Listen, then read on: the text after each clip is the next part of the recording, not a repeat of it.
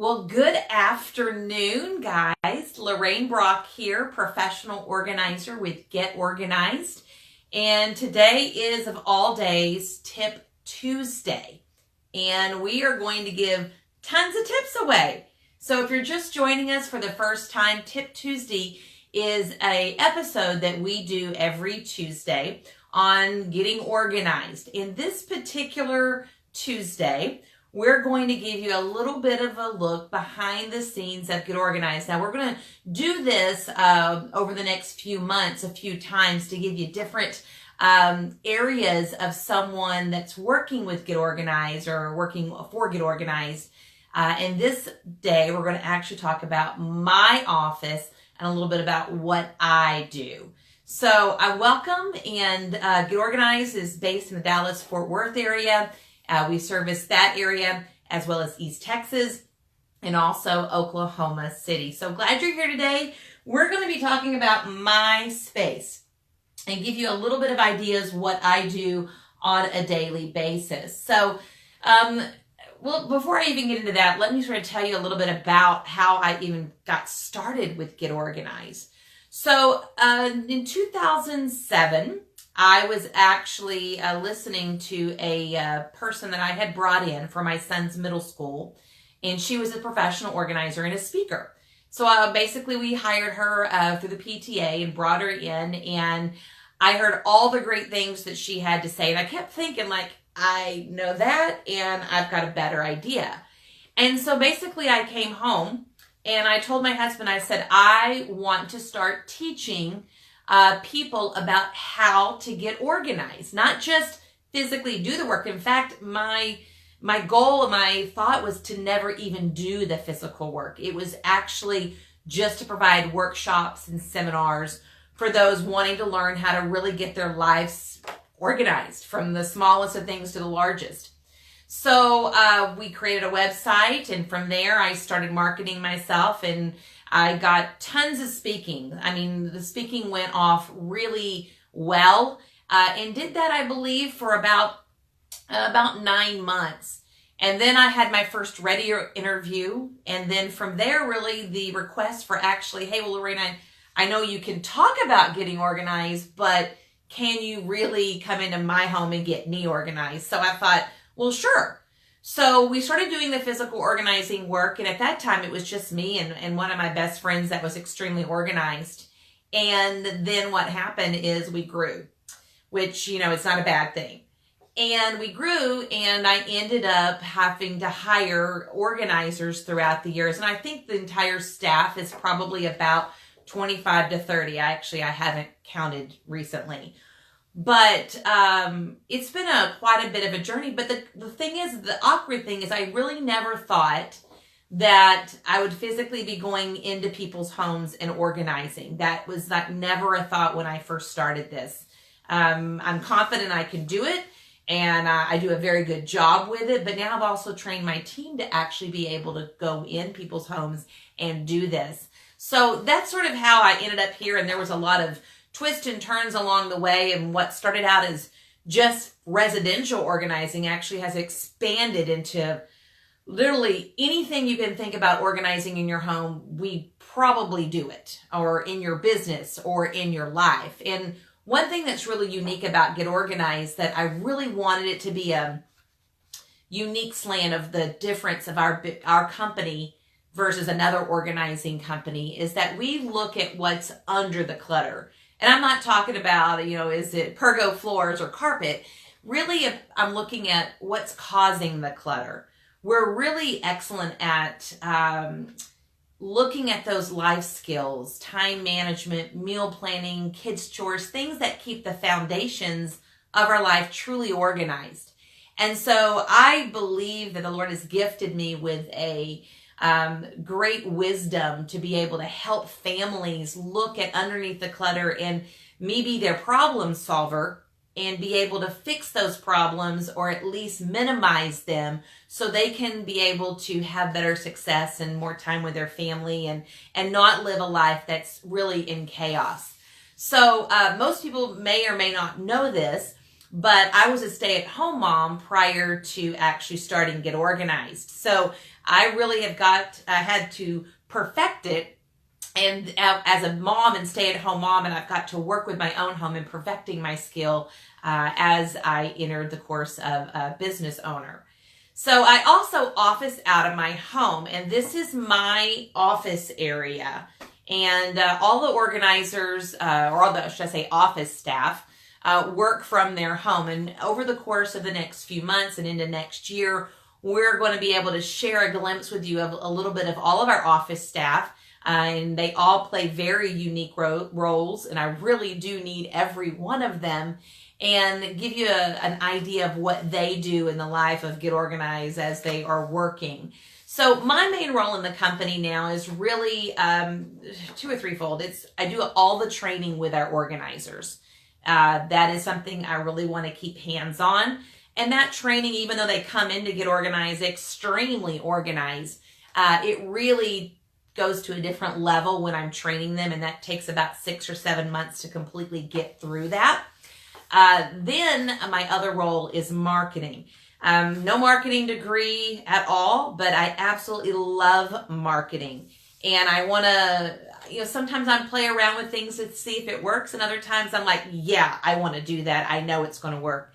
So I've read very little books, but I did read one book when I first started. It was called Guerrilla Marketing. So any of the small business owners out there, absolutely read that book if you're just starting. And I want to tell you, I took those ideas and I was 1,000% like benefiting from that book. That book allowed me to figure out how to sort of get into places that I would have never gotten a second look at, or even a first look. So a little bit of behind the scenes of how I started out learning to do marketing. So outside of the training and outside of the marketing, my other role is public speaking. I think yesterday I spoke at the Early Childhood PTA of Capel, and then this morning I spoke to 2 middle schools in the Highland Park area. And I love speaking because that brings me exactly back to my roots of exactly why I started Get Organized, was to teach people organizational life skills, and not just from a perspective of an adult, but I can help you with your kids or your function of your household or how you manage your budget. I mean, everything falls under organization, because I'll be honest with you, if I ask you to clean out your file cabinet or your pantry or your meal planning system, every one of those things could use organization. Every area of our life. So my job is to be a problem solver for you and bring solutions to your home. So that's a little bit of background of how I started to Get Organized, as well as what my roles are. I tend to be a late nighter. So in my office area, I will work here probably on an average of 4 or 5 hours a day. Some days it could be longer. I tend to also pop back up and take care of business late at night, because I'm really serious about making sure our clients that communicate after hours are really taken care of. So we have staff that actually watches the phone from 9 a.m. to 7 p.m. And then after the 7 p.m. hour, I'm still monitoring it all the way up until the next morning. And I think that's really important for a small business to be able to give that kind of customer service to their clients. And just this morning we had something that someone had to rearrange their schedule, and by 6:30 I was already taking care of it. So making sure that we take care of those clients even when they're a little bit after hours. So we're pretty much a 24/7 company with limited services after hours, but definitely we stay in touch with our clients. So I think that's pretty unique. But I've just spent a lot of time up here. You might notice behind me, I have a really big monitor. And the reason why is because I do a lot of things at one time, and I work, and my husband's also techie, and that sort of helps. But I actually don't have a box. So tip number 1 is I don't actually have a computer box underneath my desk. I use a Microsoft Surface, which is right over here, and I have a docking station that actually plugs into the Surface and goes into or displays my smaller screen on my Surface to the larger screen behind me. And the reason that we do that, first of all, it was definitely a lot less costly versus having a laptop that was mobile or a tablet that was mobile, as well as having a desktop. And I like the desktop because I like the bigger screen, but it was not cost effective to have both. So we solely use Microsoft Surfaces, and I think mine's a couple of years old, maybe a little bit more. But I like it because it's really portable. It's slim, it's lightweight, the keyboard detaches, and there's all different models and versions of them now. But I really like that. My keyboard is backlit, so if I'm in the dark, I can use it. But I normally just put it in my purse when I'm leaving, and that way I can take care of business on the go. And then when I'm actually at my desk, I dock it and I can work off of my larger monitor. So tip number one is for in the background of my office, and if you're a small business owner, is, you know, if you want to save money and you want to have something that's portable where you go, flying on an airplane, throwing in your purse or a backpack, those things, the Surfaces is really powerful. It takes care of everything and more of the needs that I have. So that's a really good way to sort of organize your office, save money, and also get the larger display of like a desktop. So anyway, you can sort of see that. I have our background running of our website right now. All right, so tip number 2 for small businesses. Now, one of the things is an hour, and this can be for any tip for your business, but I want to tell you a little bit about the hours, is every time that we have a lead come in, like let's say they came in through email or they came in through a phone call, it doesn't matter how the lead came in. We have what we called a lead, organizing lead collection sheet. It's backwards in the video, so you're not going to be able to see it.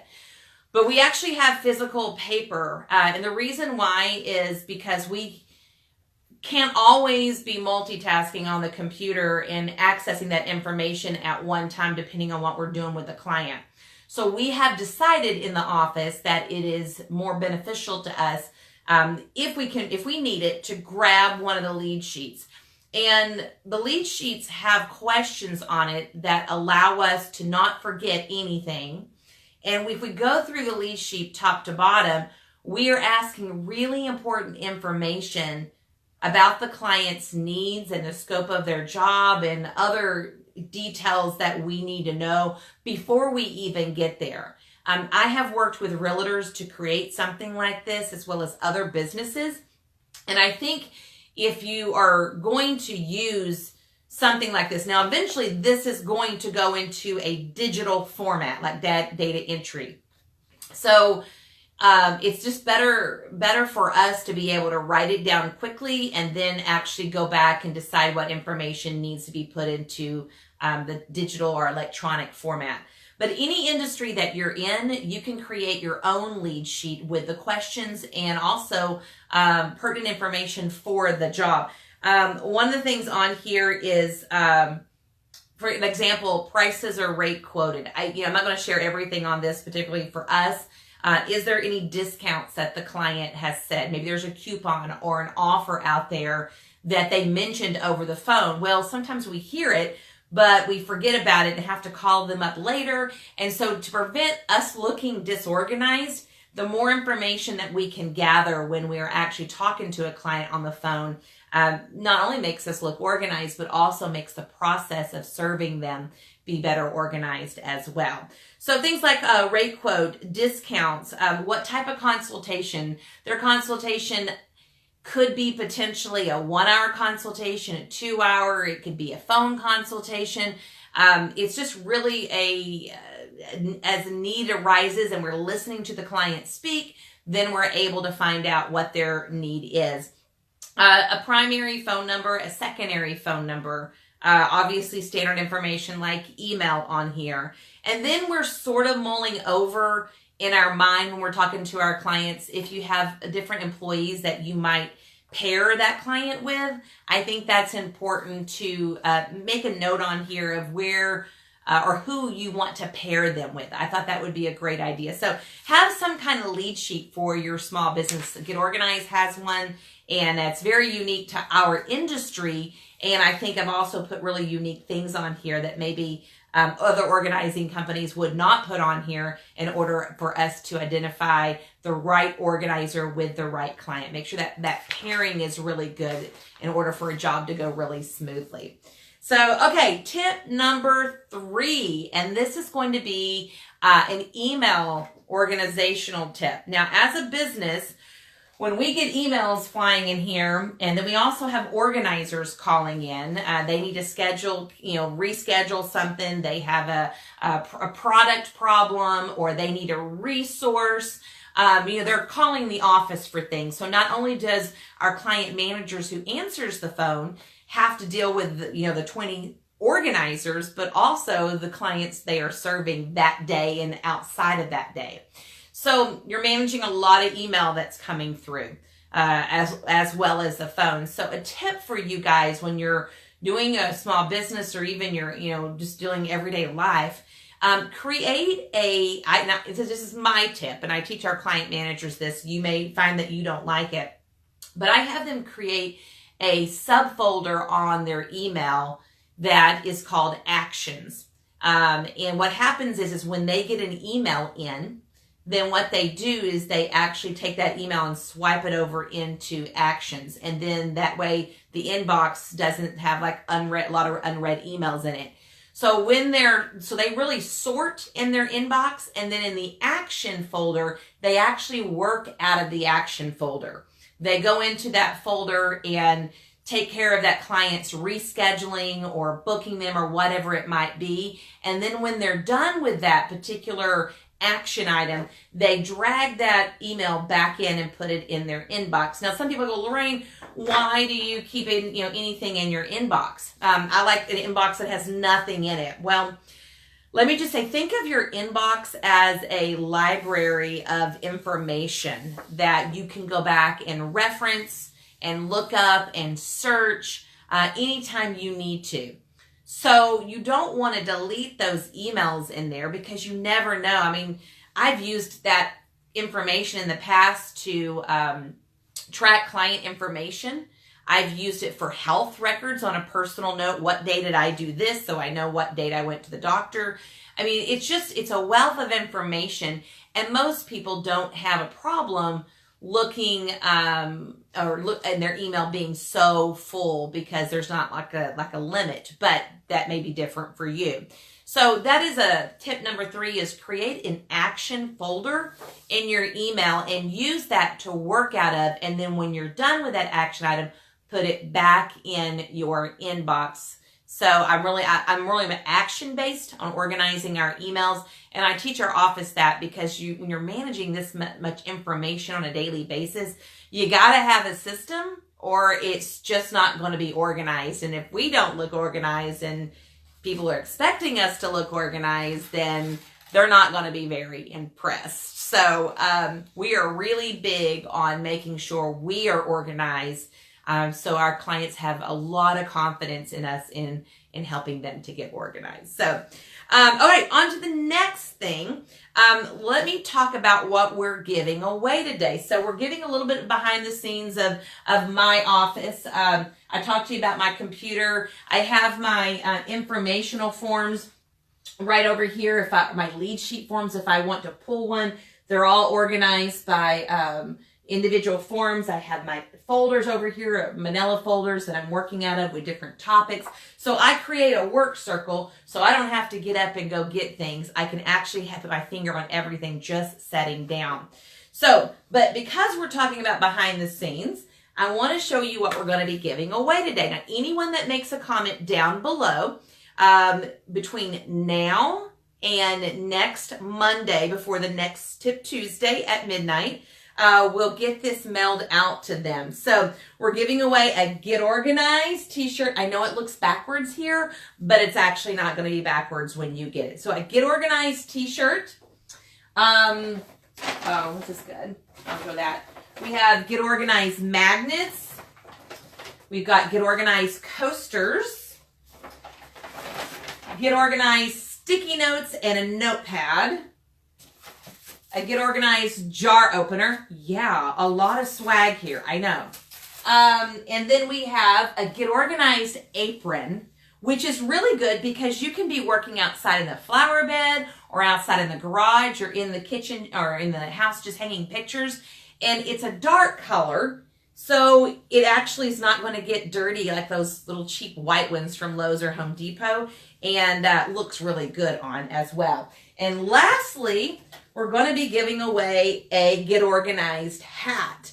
So very excited about all this swag. And so if you'll make a comment down below, we'll be able to put you in the drawing and make sure that you are entered for our drawing for this week. And again, we will let you know by Monday evening of next week or Tuesday morning, and mail that out to your home. So also, Tip Tuesday's tool. So let's look at what we have in the toolbox. So every week I select a tool, some kind of organizing tool, unrelated or related to the topic. There might be one tool, there might be more than one tool in our Tip Tuesday's toolbox here.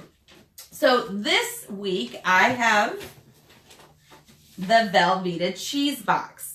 And I want to sort of tell you how I use this. Now, this was not my original idea, but I latched on it to it really quick.